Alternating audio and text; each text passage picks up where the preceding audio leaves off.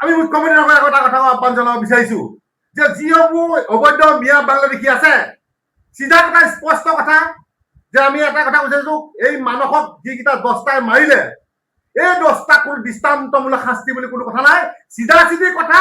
ধাৰ ধাৰ ধাৰ ধাৰ ধাৰ এটা এটাকে বুকু ফুটুৱাই ফুটুৱাই উৰুৱাই দিব লাগে চিধা চিধি কথা আৰু ইয়াৰ পিছতো যিমানখিনি আহি ইয়াত অবৈধ বাংলাদেশী আছেহি আমাৰ আজি মোৰ বন্ধু শৃংখলা কৈ আছে যে প্ৰায় 7,000 বাংলাদেশী বিহুবৰ চন্দকত সোমাই আছে এই গোটেইখিনিকে পৰাপক্ষে দিখনত উটুৱাই দিব লাগে নহলে কিন্তু আমাৰ একদম এটা কাল যেনেকে অমানিশা এটা ৰাতি হবলৈ গৈ আছে কিন্তু অসমখন যেনেকে আমাক বানপানীয়ে যিটো প্ৰলয়ৰ সৃষ্টি কৰিলে বলিয়া মানে যিটো যেনেকুৱা এটা ধৰণৰ সৃষ্টি কৰিলে তেনেকে কিন্তু অবৈধ মিয়া বাংলাদেশী কিন্তু এই যি বানপানীৰ আলম লৈ ইয়াত থিতাপি লৈছেহি বিহুবৰ চন্দকত এইখিনিয়ে কিন্তু আমাক খুলি অজগৰ দৰে গিলি খাব অসমৰ জনগণক এটাই কথাই কৈছো যে সময় থাকোতেই আমি যদি কোনো ধৰণৰ সিদ্ধান্ত নলওঁ আমি কিন্তু বেলেগ এটা বৰ বেয়া পৰিস্থিতিলৈ গৈ আছো গতিকে মুখ্যমন্ত্ৰী ডাঙৰীয়া সময় থাকোতেই আপুনি যি প্ৰতিশ্ৰুতি দিছিলে যে অবৈধ মিয়া বাংলাদেশী এটাকে গণি বাংলাদেশলৈ পঠিয়াই দিয়াব অতি শীঘ্ৰে পঠিয়াই দিয়া ব্যৱস্থা কৰক আৰু যিসমূহ উচ্ছেদ আপুনি বন্ধ কৰি থৈছে সেই উচ্ছেদসমূহ খুলি পেলাই অতি শীঘ্ৰে গোটেই উচ্ছেদ চলাবৰ বাবে আমি আহ্বান জনাইছো যোৱা 25 তাৰিখে আপোনালোকে জানে যে উদীয়মান যুৱক আমাৰ খিলঞ্জীয়া হত্যা মানৱজ্যোতি চেতিয়াক আমি হেৰুৱাবলগীয়া হৈছিল আমি অসমীয়া যুৱ মঞ্চৰ তৰফৰ ফালৰ পৰা গভীৰ শোক প্ৰকাশ কৰাৰ লগতে শ্ৰদ্ধা জনাইছো আৰু মুখ্যমন্ত্ৰী ডাঙৰীয়াক আমি সুধিব বিচাৰিছো যে আৰু আমি কিমানজন খিলঞ্জীয়া হত্যাক আমি এনেকে হেৰুৱাম কাৰণ সিদিনা সেই ড্ৰাগছৰ কাণ্ডৰ লগত জড়িত ড্ৰাগছ মাফিয়াই এজন পুলিচ আৰক্ষী বিষয়াক মাৰিছিলে তাৰ পিছতো বহুতো এনেকুৱা উদাহৰণ আছে আৰু যোৱা 25 তাৰিখে এজন আমাৰ উদীয়মান যুৱক আমাৰ খিলঞ্জীয়া হত্যাক আমি হেৰুৱালো গতিকে আমি এটা কথা ক'ব বিচাৰিছো যে অসমৰ জনগণে বিজেপি চৰকাৰ বা সন্মানী মুখ্যমন্ত্ৰী ডাঙৰীয়াক এইটো কাৰণে বিচাৰিছিলে যে অসমখন বিদেশী মুক্ত হ'ব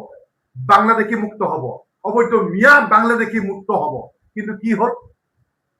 মুক্ত হ'ল নে আমাৰ প্ৰশ্ন মুখ্যমন্ত্ৰী ডাঙৰীয়ালৈ আমাৰ প্ৰশ্ন বিজেপি চৰকাৰলৈ কাৰণ আমি অবৈধ নাগৰিকৰ বিৰুদ্ধে অবৈধ বাংলাদেশীৰ বিৰুদ্ধে সদায় সৰব হৈ আছো এতিয়া আমি যি দেখিছো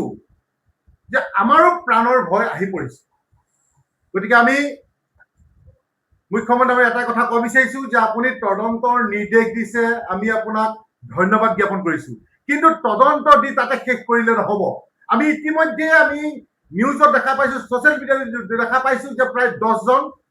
অবৈধ মিয়া বাংলাদেশী এই হত্যাকাণ্ডৰ লগত জড়িত হৈ আছে গতিকে এটাকে ধৰি আনি দৃষ্টান্তমূলক শাস্তি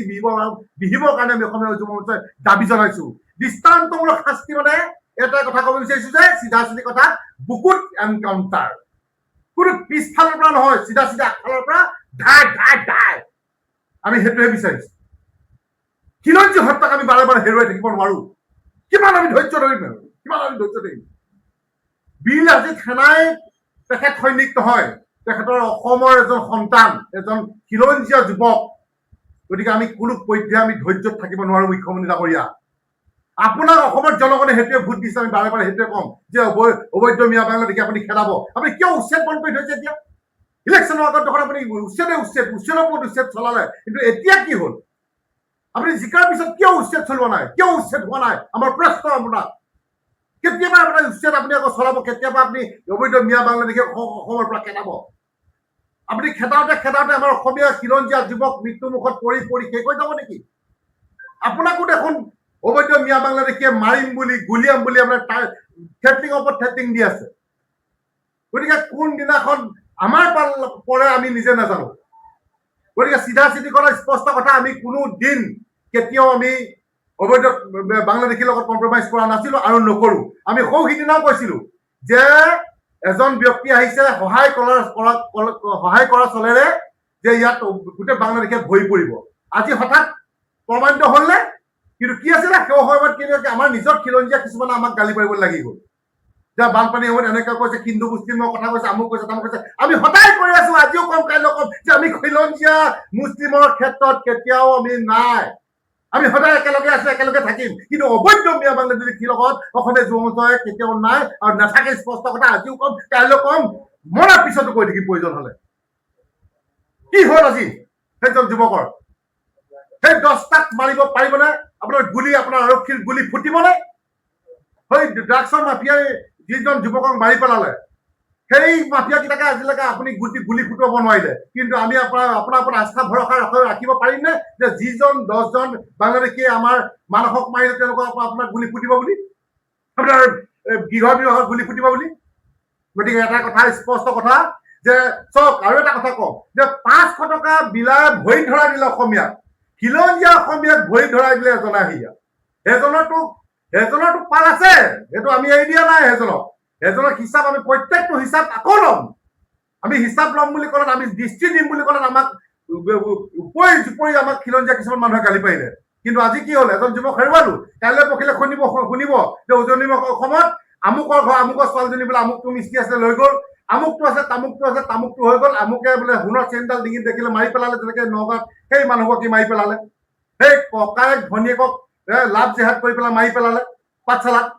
আমাৰ এতিয়া উজনি অসমৰ মানুহে ভুগিব যদি সময় থাকোঁতেই আমাৰ উজনি অসমৰ মানুহে যদি কোনো ধৰণৰ চিন্তা চৰ্চা নকৰে। কিন্তু পৰিস্থিতি বেয়ালৈ গৈ আছে, চিধা কথা, স্পষ্ট কথা। কিন্তু এটা কথা,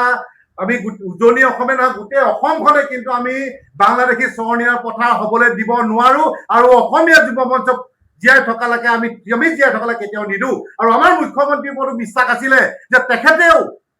তেখেতেও বাংলাদেশী ক্ষেত্ৰত কোনো ধৰণৰ কম্প্ৰমাইজ নকৰে। কিন্তু এতিয়া যি দেখিছো তেওঁ কিয় থমকি ৰৈছে আমি বুজি পোৱা নাই। কিন্তু এটাই কথা আমি আহ্বান জনাইছো মুখ্যমন্ত্ৰীক, আজি এই সংবাদ মেল যোগেদি আজি আহ্বান জনাইছো যে অতি শীঘ্ৰে যিমান আমাৰ ভূমি অবৈধ বাংলাদেশীয়ে হস্তক্ষেপ কৰি থৈছে, আপোনাৰ বেৰি থৈছে,